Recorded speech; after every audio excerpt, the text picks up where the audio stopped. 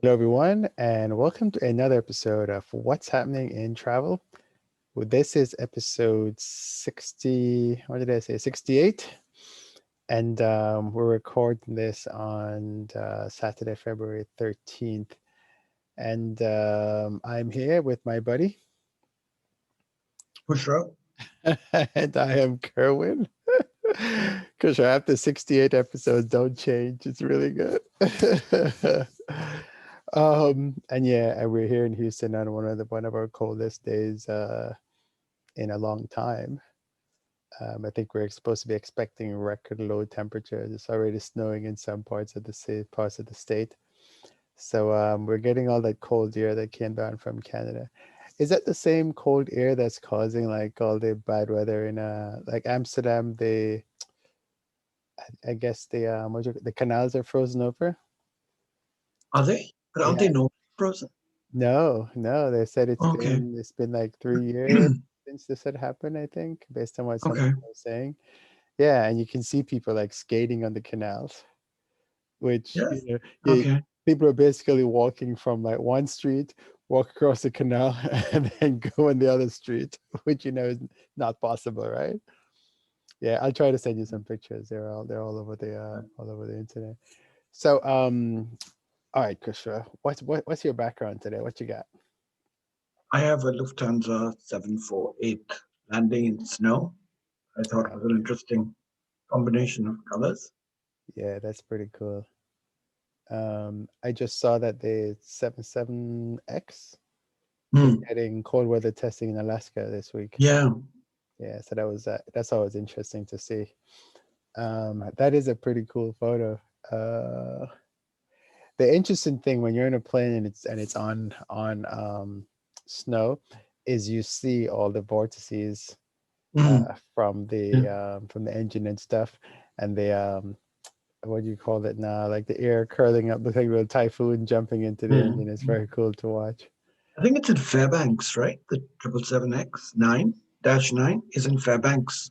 Oh, is that where they are? Yeah. Okay, I wasn't sure They where have to they shut were. it down completely for 24 hours Yeah, it's and then not like. restart it to see. Oh wow, that's pretty cool. And it's Um, minus what 40, 50 centigrade there or whatever it is. that's just ridiculous. What do they have? Like 10 layers on? It's 60 degrees and I have 3 layers on. Oh, that's too funny. Yeah. Um, And the C919 is in Canada, which is the Chinese Airbus okay, yeah. competitor. And this brings up something where you know uh, despite what happens with airplanes eventually, they have accidents and stuff like that. A lot of planning and testing goes into it, Yep. and cold weather testing is one of them. They also do it in Iqaluit, which is in northern Canada. Yeah. No, see, Um, maybe it's there. I don't know. But I'm surprised China doesn't have equally cold parts of the country. I would think they do, right? Yeah, I know. Especially in Yeah, the north, yeah, the but desert. maybe all the, I don't know, equipment and testing. And Yeah, besides, maybe yeah. they get to fly it and land it and Yeah, all that's that, I true. guess. Yeah. Yeah. The other part of this that they do is they do the um, high altitude, which is usually done in La Paz, Bolivia, Hmm. because I think that has a dubious thing of being the world's tallest airport. Yeah. Now, where do they do hot weather testing? I think in the southwest in Arizona, I Ah, okay. believe. Yeah. Yeah. So a lot of things go into making sure the airplane is safe. And I've got so in Zoom you can test, you can have a video background or you can have a photo background. So I've never used a video background. So I think this is here in Houston at A24. Um, when last year when I was taking my flight on JetBlue to JFK from Houston. And so this will probably get annoying, so it may end up getting changed. But Doesn't this have to be hobby though? Does JetBlue come to IH? oh yeah. They started IH. Yeah, they started Okay. last. Yeah, I think it was either it was I think it was the beginning of Okay. 2020. They moved Okay. from it's Hmm. Houston has two airports, Intercontinental and Hobby, and JetBlue used to fly into Hobby, and then they moved and changed to Intercontinental, which is the larger airport.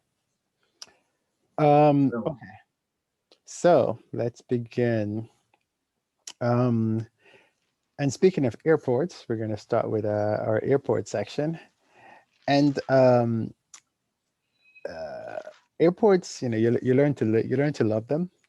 I've spent way too much time in airports. Matter of fact, I have a upcoming project which um, I won't tell you guys what it is yet, but it will involve airports as soon as it's safe to do so. Um, and Schiphol, Amsterdam Schiphol, is one of the airports that you love to hate because it's really nice, but it's really big. And going from A to F, which you probably can't really do unless you're going through they have like international stuff and all that, but it's really big. And so what are they doing, Krisho, to make it the most sustainable airport in the world? they had starting testing of autonomous baggage delivery to aircraft. Okay. Which, but the weird part is that they're only doing it for 1 month in the month of February. Yeah. This is part of the whole initiative to be zero emissions by 2050. Okay, so hold on, And Krisha, hold on. So continue. I'll tell you after. so Amsterdam wants to be the first airport to get to that stage, zero emissions. And they want all their ground activities to be zero emissions, Hmm. starting with baggage transport, passenger transport, and aircraft pushback. So aircraft tugs, they're going to be autonomous and electric. So Mm. there's this company called TLD that has manufactured this tug for the baggage transport, and they are starting trials this month. Um, what they're going to do is that they are going to load baggage in the baggage center, of course, at Schiphol, and then have an agent initially in the cab, in the tractor, or in the tug, and have it go according to a certain defined route to the aircraft position on the ramp, and do the same thing on the way back. So I would have expected they would have had to do multiple months of testing, but apparently not, because Yeah. sometimes you have to wait for a passing aircraft or whatever. And then in the winter, for snow and things like that. But I'm sure they know what they're doing. But this is something that they're starting this month. As I said, the self driving vehicle will be loaded in the baggage area and navigated to an aircraft stand via a fixed route. There will be a safety operator on board to stop the vehicle if necessary. The Rotterdam airports, The Hague, Eindhoven are also testing these. And as I said, the Royal Schiphol Group plans all ground based aircraft activities to be smart, they say, autonomous, and zero emissions as soon as possible, and definitely before 2030. I don't So, like it. I don't like it at why? all. Because it's, me and substituting people. I hate when they replace people, Krisha. It's not my thing. It's just not my thing. So wait, hold on a sec. Hang on.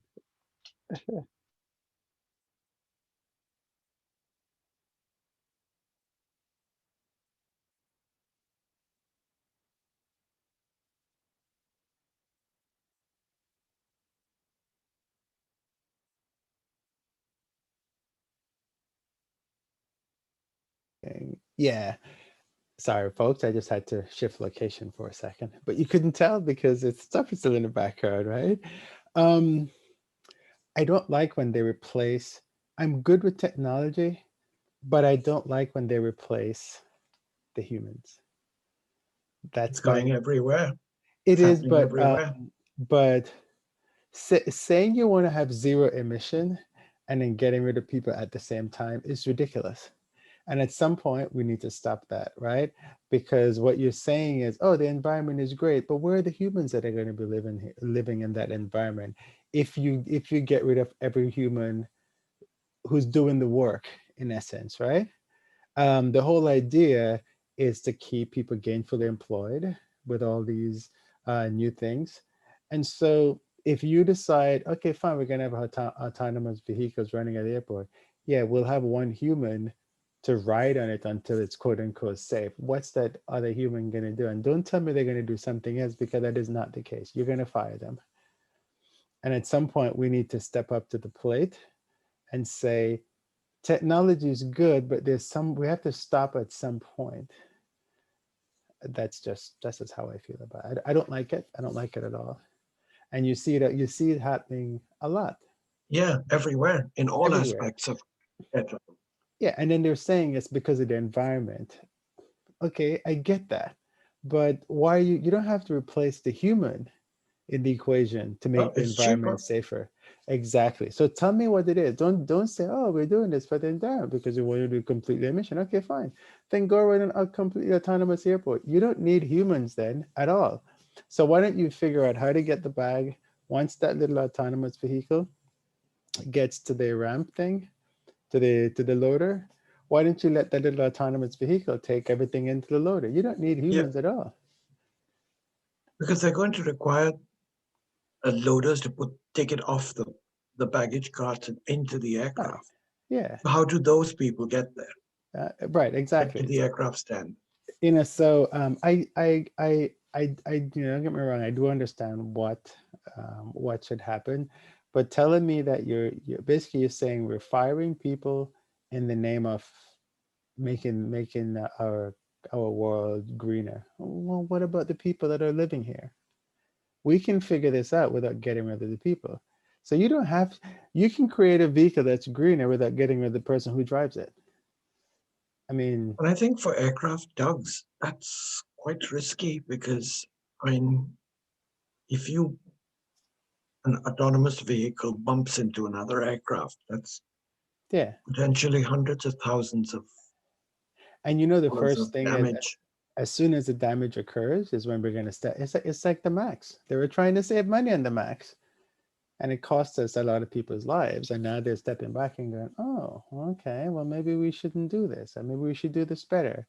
And this is probably what's going to happen with all these automations that they're doing, where they're just completely eliminating the human and using the environment as an excuse to do it. That's kind of where So I don't like that. So yeah, whatever, Skippo. it would be nice if people would question them on this when they made these announcements. Like, Well, how are you going to get the baggage handlers to the aircraft stand? well, I guess they're just gonna walk. They're just gonna walk. They're just gonna maybe walk next to these autonomous vehicles because that's what happens, right? I mean, Yeah. you, yeah, I, yeah, I just I don't like when they do stuff like this. It sends the wrong message. And of course, everyone who's into the environment is like, oh, this is great for the environment. But have you really thought it through? What happens to that person? You tell me, Skipple, what happens to all the people who drive those tugs? You're going to send them home and they'll have no jobs now? And don't tell me they're going to be absorbed into the rest of the airport, because that is not what happens, and you know it. Because we see it with the, we Not so see it with, subtle dig at birth control. Don't have well, some kids. but yeah, I don't know. I just think it's wrong, and they know it, and that all they're doing it for is so they could save money. I mean, at the end of the day, that's what it is, right? Until there's an accident. There's an accident, and then they go, "Oh my God, we shouldn't have done this, and we shouldn't have done that." Now, autonomy is a good thing, right? I mean, it is going to happen, um, but eliminating the human completely is just stupid, because you're putting people out Just of like work. driverless cars. Yeah, but Pointless. I love driverless cars. See, Kusha, So, because the human is still there, the human is just not driving. And I'm not yeah. getting rid of somebody's job, right? Well, although when you No. think about it, if Uber was going to do driverless cars, they're getting rid of a person. That's somebody whose job is doing that. Matter of fact, here in the US, I think in Colorado, um, autonomy is actually going on right now because they're using for cargo delivery is actually the main part of autonomy right now. But they're You using mean with the drones? no with trucks delivery. Okay. There are autonomous trucks now that are they're operating in Denver, Okay. and I don't think it's Denver, it's in Colorado, and they're taking cargo, but there is a human in it. But Okay. the trucks are autonomous, and I eventually, think I saw an episode on 60 Minutes about that. mhm, and eventually they are going to get rid Trucks. of the humans, Yeah. but but not yet. So it's crazy. We need to be careful of how we eliminate humans. That's really what they're doing. They're not doing it. Oh, we're going to be environmentally friendly in 2050.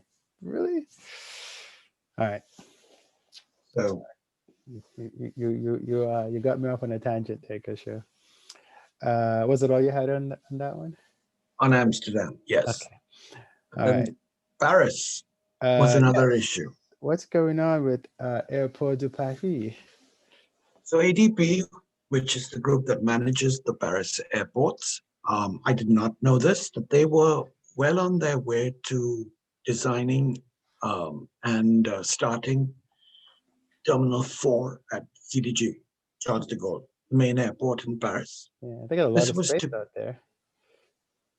yeah, I'm curious to see where they would have put it, but this was supposed to be an airport within an airport Hmm. because this new Terminal 4 would have allowed 40 million passengers a year extra by the end of the 2030s and an extra 400 plus flights a day into CDG. Okay.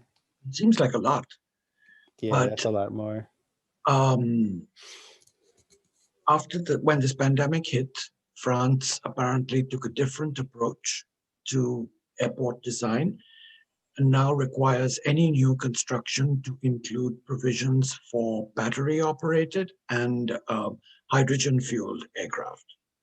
So that necessitated scrapping the entire provision for T4 as it was and going back to the drawing board. Oh But wow. Okay.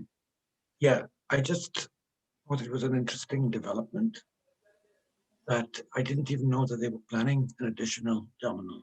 It started in 74, opened in 74. This is Yeah. CDG, second busiest in Europe, and it had over 76 million passengers in 2019. Yeah, I didn't think they So were doing another terminal. I mean T1 is old and needs to go. actually, all three terminals need to be refurbished. Well, I mean but they just did the new one. The one that T2, I guess, which is where Delta and Air France uses. They just redid that whole new piece. I don't know Yeah, if you ever cut a hall F or H. No, not F. It's probably H. I don't remember. Yeah, they've done. I But mean that piece is brand new. And I remember when they'd done 2C, or maybe it was 2D. I think it was 2C. It might have been 2D. The roof fell off. yes, I remember that. Yeah, and then they had to go back and redo that. So they've done some refurbishments. Not enough, fast enough. Well, they need to redo the initial A and B Hmm. that needs to be redone, because those have been there since I guess probably the airport opened. Yeah, And T1, and there really is no T3, right? there's that. You have to take that valve too, right? Yeah, Yeah, you're right. You're right. yeah, but that's for the T1. And I could never Yeah. figure out why they have a T3, but I don't even know where T3 is. I see signs, but when I go there, there's Yeah. nothing. So maybe someone who's familiar with Paris can explain why there's a T3, but you never There depart are from signs. You're right. you only go from T1 or T2, and T2 is very huge. I think T2 goes up to G now, Hmm. has F, G, and H in it. Um, Crazy. Okay. Well, I guess we won't.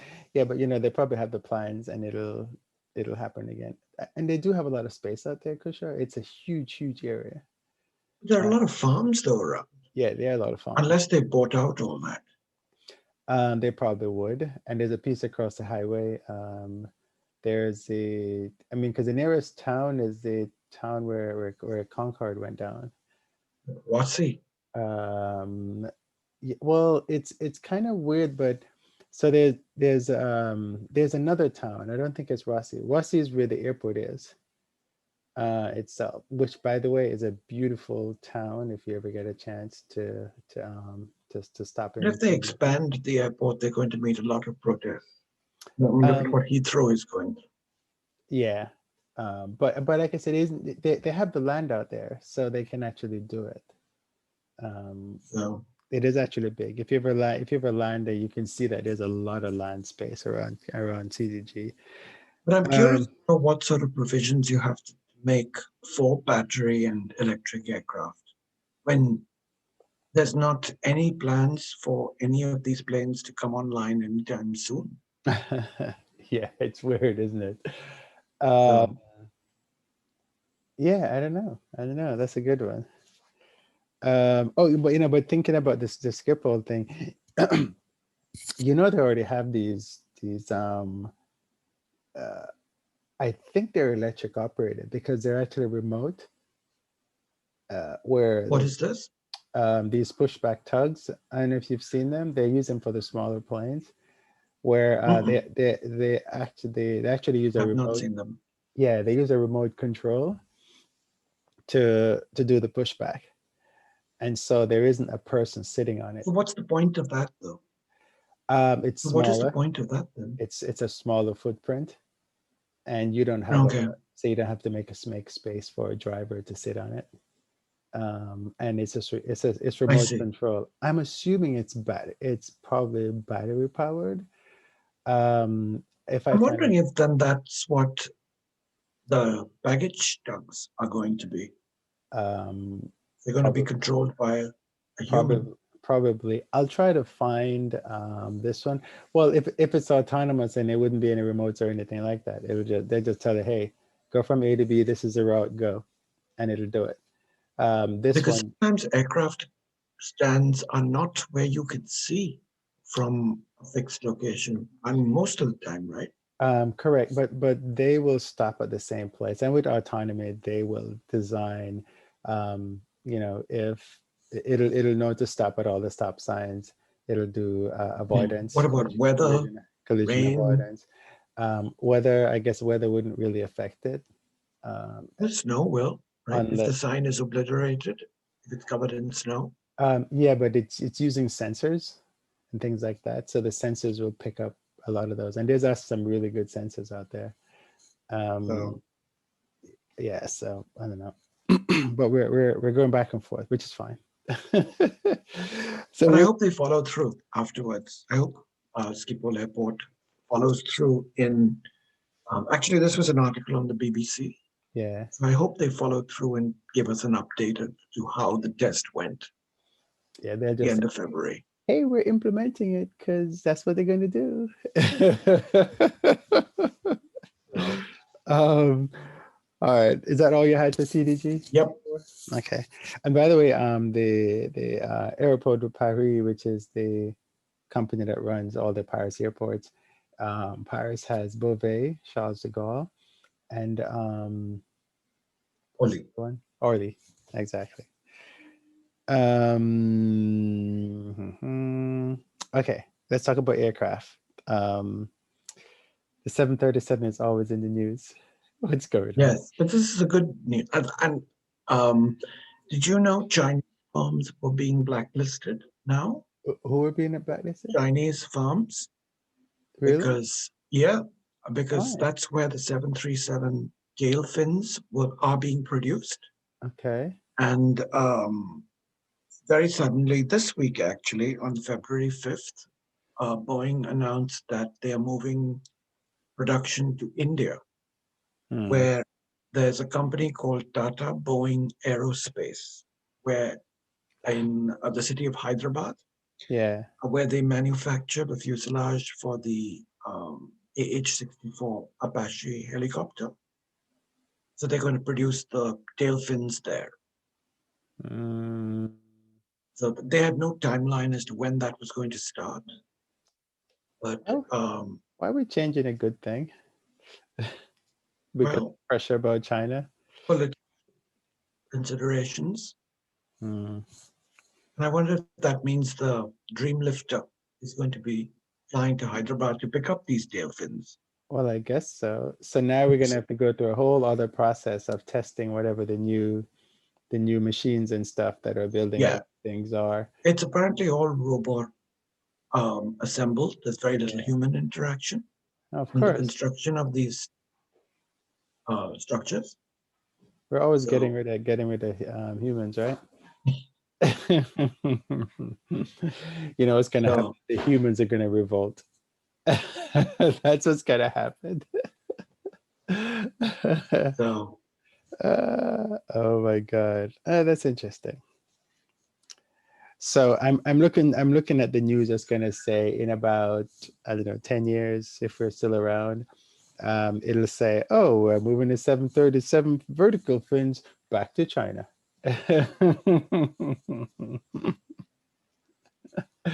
What's going to happen whenever we have bad relationships with every country? We're just going to move manufacturing to a different country and then move it back whenever the relations improve. I mean, when does this? How does this end? um. Oh my goodness. All right. Was it all we had for that one? yep, it was a Okay. short one. All right. Good. But I just And thought it was worth mentioning. oh yeah, absolutely. And yeah, and that's the thing, right? Politics and aviation, they can't be separated.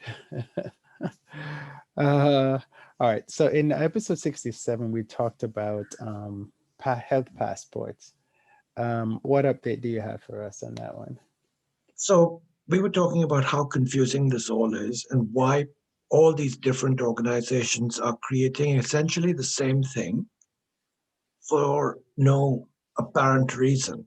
Well, there is an And apparent reason, but continue. see, I don't see the financial gain for these companies to do this Data, dude, data, data. unless it, but you see, you're not allowed to use the data.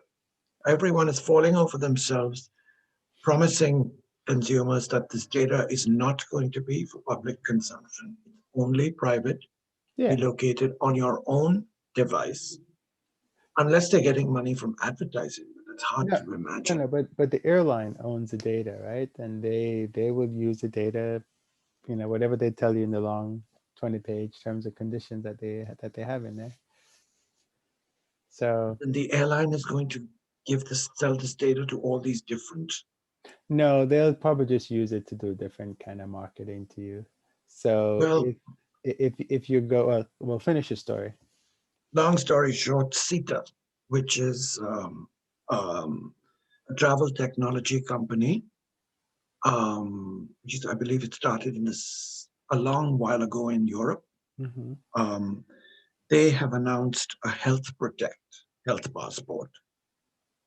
And again, as they all claim, that it's completely integrated with others like the International Chamber of Commerce AOK program, the World Economic Forum Common Pass program, the IATA Travel Pass program, and then the Simply Go, which is, I think, one that's being used by US airlines. So, as usual, they claim it's an industry solution to help airlines, airports, governments, and passengers safely and securely share information on all health tests and vaccinations needed during travel. Um, Documents are stored and submitted securely to all the authorities at airports, and this is also a means for you to essentially use no touch biometric procedures to go from check in to boarding at airports. So, essentially, similar to everything. And this is one statement that they made that really did make a lot of sense to me. It incorporates something called advanced passenger processing to enable authorities to determine if the passengers can travel at point of check-in. Now, if you don't have a a vaccination or um, test clearance, you should not be allowed anyway to proceed beyond that. So I don't see why this is touted as a huge advantage, but I'm probably missing something there. Mhm. You can also store your electronic travel authorization forms on this device, on this um, Application. system, on this application, yes. And they're also working with the Australian government Yeah. um, for stricter border controls. So um, that was this aspect of what I wanted to mention. But then there's also this IATA travel passport that has most recently partnered with the government of Panama and Copa Airlines to test it. Because remember, they were doing it with the UAE carriers. Hmm. So Copa becomes the first airline in the Americas to trial this, and Panama is the first government to collaborate, to be involved in this process. And then, if that wasn't enough, you have One World, and they have a portal with a website that you can go to, partnering with this company, the travel tech company called Sherpa, that is essentially doing the same thing. Based on the destination of the passenger, it gives you all the requirements and all the testing that is necessary for you to um, have to go through before you are allowed to board the aircraft. So that was launched in July of 2020, and it's they're now working on a way to facilitate access to One World airline lounges at airports based on this portal.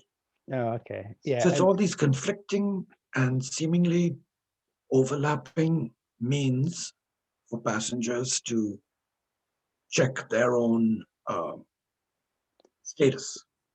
Yeah, so the reason, so everybody's using Thematic, and we talked about Thematic in the last episode, which is a system that has all the regulations for all the different countries and how you can go from A to B to C and what you need. Because you can go from A to C, but if you go through B, you need something else, and all that information is in there. So they were all just using that. You can't really have one system.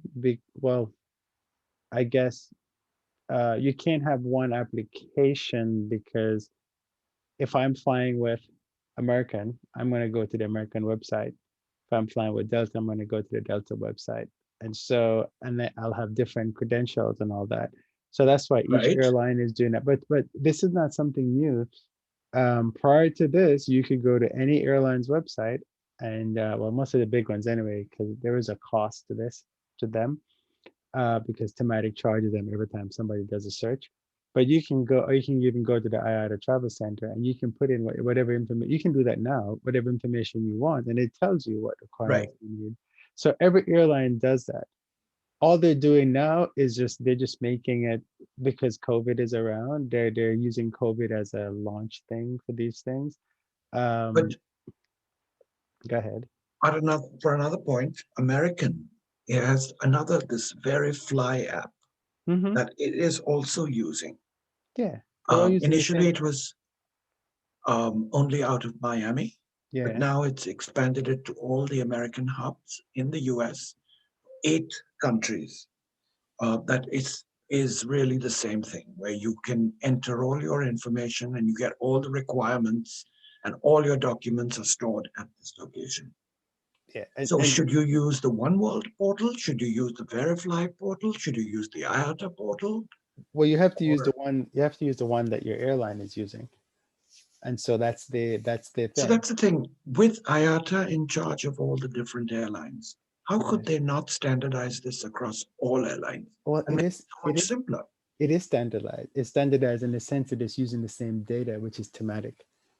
So you're getting the same information Right, regardless of but who it's you all a go to. different format, right? Well, it has to be because every airline is different, right? When you go to Delta's website, the You're Delta? downloading an app from, let's say, IATA. Shouldn't the format be the same?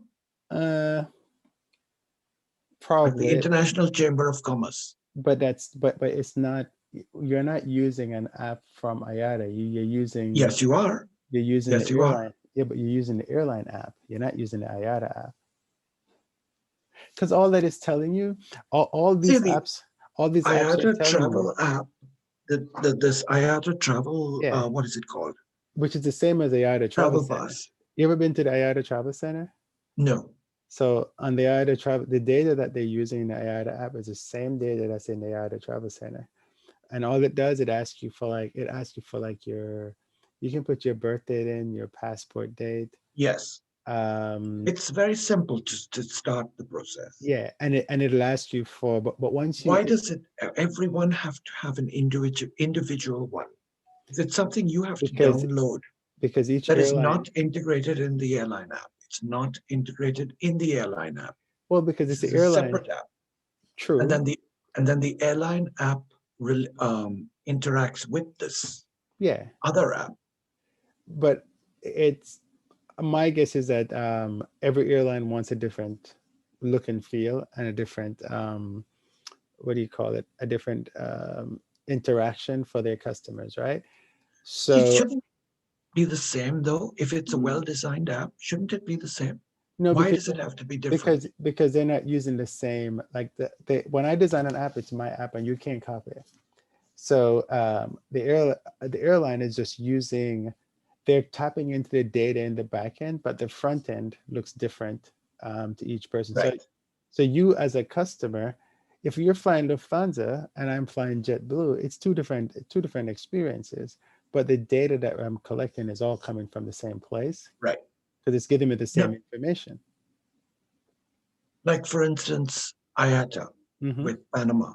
Hmm. What if a neighboring country doesn't accept that?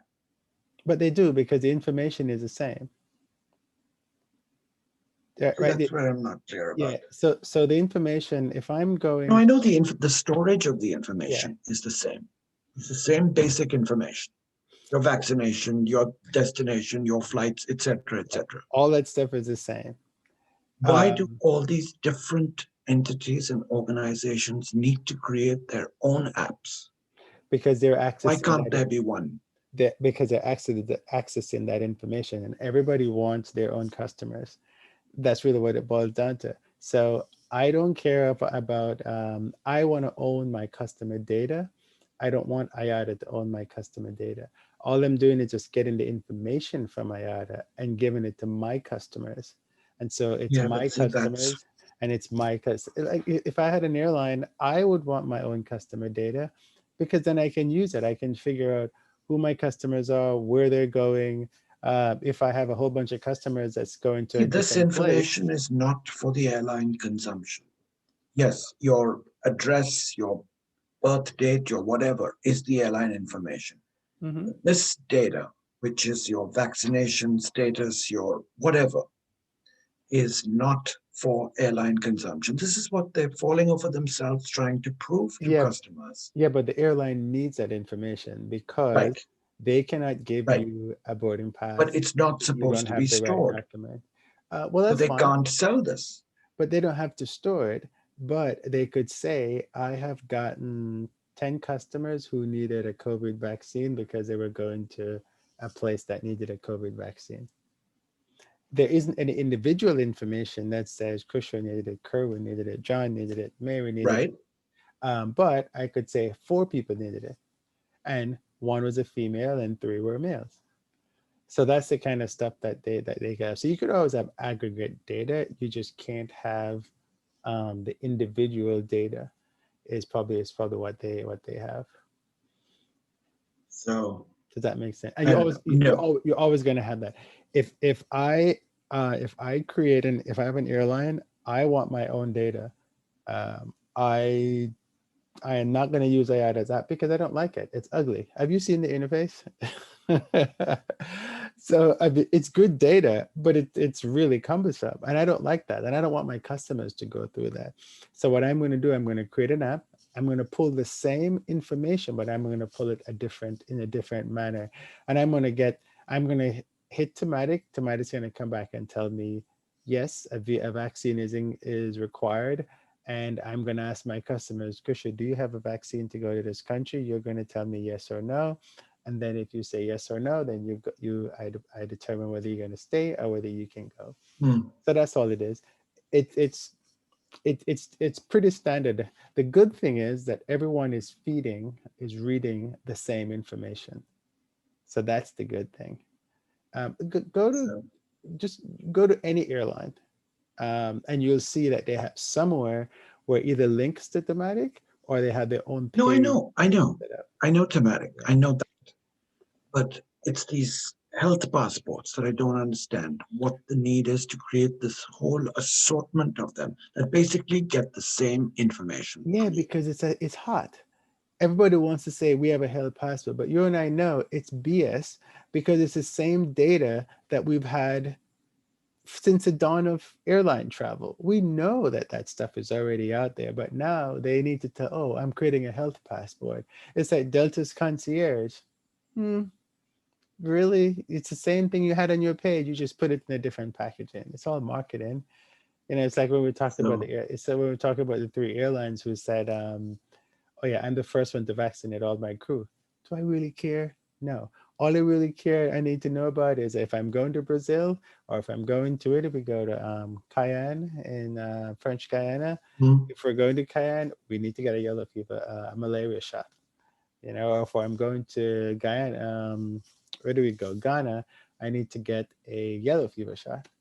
That's all I need to know so as a customer. So yeah, you're gonna see more I'm sure. Yep. because everybody wants to be cool now, and it's a thing. The data in the back end. The good thing is that IATA is making a boatload of money out of this because you have to pay for Thematic in the back end, whatever is this So program. does IATA own thematic? Yes, I believe it's an IATA Okay. program. Yeah, Okay. so they own all that data. Because IATA claimed that theirs was the most comprehensive health passport ever. Well, yeah, because they're using. Of course, they're going to say that because it's their Yeah. data, right? And There's everybody else. surprisingly Wait, I missed you. few Surprisingly. airlines who have taken them up on it. Apart from the Middle East and now Copa, Oh, you you mean don't that's hear of too many airlines who are using it. well, the airlines that can afford to create their own interface will create. So when you sign up for Thematic, there is Thematic Web, and then there's another version of Thematic. So Hmm. you as a website, like I have the data on my website. You can go in and put the information in. The Thematic Web is what you pay for. And so what that does is you can actually pull the data from the website as long as you get permission from Hmm. them and you pay and all that kind of stuff. And every time someone does a search, it's like 2 cents per search or something like Okay. that. And now more than ever, people are actually looking up that information because the countries are closed, and that's where the countries are closed information.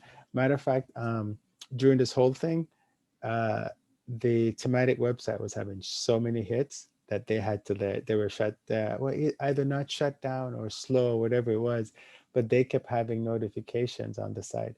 People Yes. were actually doing screen scrapes, and they had to change the interface because the interface they had was very easy for screen scraping, and screen scraping just means you write a program that goes to a website and pulls Hmm. the data. So they had to change all that, and they had to lock it down. And I kept watching it the whole time because I use Thematic all the time. And I've talked to them at conferences and stuff like that. So this is the hottest piece of data that's out there. Customers don't realize it, but this is how you see all these websites saying, "Oh yeah, if you go to this country, these are the requirements," because they all get it from Thematic. I'll put a link to the website so people can actually go look at and see exactly what we're talking about in here. But it's big data, and the airlines are just like, you know what? I want a better interface for my customers. I do not want to use a thematic interface. I can use the data because I'm paying for it, but I'm not going to use your interface. And so that's why you see the bigger airlines don't go on to what IATA has. The smaller ones would do it because it's really expensive to design your own stuff, if that So makes sense. Um, yeah. And so I'm waiting for your other story to say yet another health passport abuse No, because there will be, but I'm no, sure there will be, not this week, but maybe yeah. next week. And if you find more, Kushal, definitely bring them up because this just shows how the industry is. Um, it's like starting new airlines. There's an opportunity and people are taking making use of it. Yeah. um, So, all right, I think that was the last one we had. yeah, this was a short episode. Oh, that's good. No, we've been going at it for an hour, Kusha. Nah, just kidding. No. Cannot be. Oh, it felt like an hour talking about thematic. Yeah. And uh, I'm tired of watching that American Eagle CRJ being pushed back oh, come on, multiple Kusha. times. You love it. So what I'm going to try to do, I'm going to try to find a video that is pretty long and see if it'll play it the entire time. I was trying to find one that was longer, but I didn't have enough time. So, But it's pretty cool. See, after one, I didn't realize it was there. I wonder what it's going to look like when the episode is recorded because when if you look at it on YouTube, we're both side by side. So, okay. so it'll be interesting. Right now we're stacked on top of each other. Oh, that's too funny. All right. Did you have anything else No, on this one? no, nothing else. All right, great. So, So I think that's the last one we had. yep. Yeah, so nice and short, sweet episodes. All right, everyone. Well, thank you so much for listening. And I was trying to see if we had any more comments, but I think I might have talked about them all in the previous episode. Um, yeah, next week we'll have some more talk about some Canadian aviation stuff because lots of crazy stuff is going on up there. Sorry, let's just see. Episode. Oh, yeah. We do have a comment for you. The comment is in episode 60, Krisha had a picture of an ND11, and I mentioned having flown one. And they were just mentioning they'd also flown the MD11, which was back in 2001. Hmm. Um, let's see. It said the business seats seem to be from 1975. They had flown DFW to Frankfurt, and they were thinking it was the MD-11. Might have been a Lufthansa one. It said they had a weird shag carpet seat back cover that was strangely comfortable. They didn't upgrade the entertainment system on that plane. In business, they gave you a personal DVD player thing to use in flight, and you could pick from the onboard library of DVDs that they had. I don't think Lufthansa flew to DFW until very recently. Yes, I don't know. So it may not have been. Probably American. Well, they said he And thought it was Lufthansa American. never really had MD-11s. Cargo division did, but Did cargo did, yeah. Did they have a did it might have been American, but did American ever have an MD-11? I don't think they yeah, did. Did yeah. they? Hmm. Okay, so I think they sold them all to FedEx. oh, okay. So it might Yep. have been an American MD-11 that he flew Delta had them as well. since the route was Dallas to Frankfurt. Definitely So, wasn't it? Yeah. Okay. Well, it wasn't Lufthansa then. Why did I have Lufthansa in here?